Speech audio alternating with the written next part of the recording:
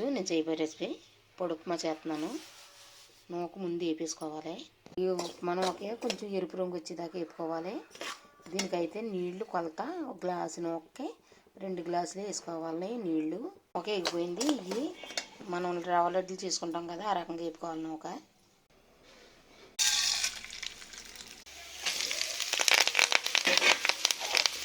ఇప్పుడు ఒక గ్లాస్ వేసాం కనుక 2 గ్లాసులు వాటర్ వేసుకుందాం.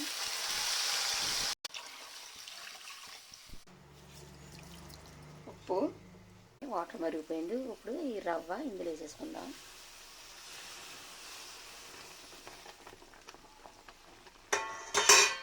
చిన్న మంటలో మగ్గించాలి. ఇది మనం బీఫ్ నూక మగ్గించుకున్నట్టు మగ్గించుకోవాలి.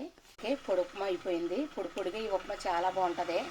మనం ఉల్లిపాయలు కూడా ఎక్కువ వేసుకుంటే బాగుంటుంది. ఇలా మీరు కూడా ట్రై చేయండి. ఈ వీడియో కనుక మీకు నచ్చినట్లయితే లైక్ చేయండి.